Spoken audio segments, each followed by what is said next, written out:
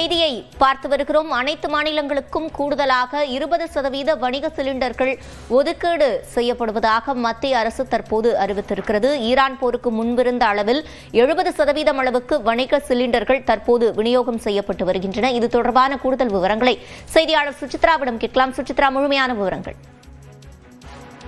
பெட்ரோலியத்துறையினுடைய செயலாளர் நீரஜ் மித்தல் தற்பொழுது வழங்கியுள்ள அந்த ஒரு பரிந்துரை அடிப்படையில் கூடுதலாக 20% ஒரு வர்த்தக சிலிண்டர் அதிகரிப்பை மாநிலங்களுக்கு வழங்க வேண்டும் என்ற ஒரு பரிந்துரையை மத்திய அரசாங்கமானது வழங்கியிருக்கிறது. மிக முக்கியமாக எஃகு துறை, ஆட்டோ, துணி, ரசாயனம் உள்ளிட்ட தொழிலாளர்களுக்கான ஒரு அடிப்படை முன்னுரிமை வழங்கும் அடிப்படையில் இந்த ஒரு கூடுதலாக 20% எல்பிஜி ஒதுக்கீட்டை வர்த்தக பிரிவில் அமல்படுத்த வேண்டும் என்ற ஒரு பரிந்துரையை மத்திய பெட்ரோலியத்துறை அமைச்சகமான பரிந்துரைத்துள்ளது. இது மட்டுமல்லாமல் நெருக்கடியான நிலையில் தற்போது 70% இந்த ஒரு தேவைகளை பூர்த்தி செய்வதற்கான ஒரு ஒதுக்கீடாக இந்த ஒரு ஒதுக்கீடு என்பது இருக்கும் எனவும் தற்பொழுது மத்திய பெட்ரோலியத்துறையினுடைய செயலாளர் நீரஜ் மித்தல் அந்த ஒரு கடிதத்தில் தற்போது அதிகாரப்பூர்வமாக தெரிவித்தார். ஏற்கனவே பல்வேறு நடவடிக்கைகள் படிப்படியாக இந்த சிலிண்டர் தட்டுப்பாடு தொடர்பான விவகாரத்தில் எடுக்கப்பட்டு வரும் நிலையில் வர்த்தகத்திற்கான சிலிண்டர் எல்பிஜி ஒரு அலோகேஷனை படிப்படியாக உயர்த்தி வருவதாகவும் அதில் இந்த ஒரு நடவடிக்கை என்பது தற்போது தேவைப்படுவதாகவும் மத்திய பெட்ரோலியத்துறை அமைச்சகமானது தெரிவித்துள்ளது முக்கியமாக பார்க்கப்படுகிறது.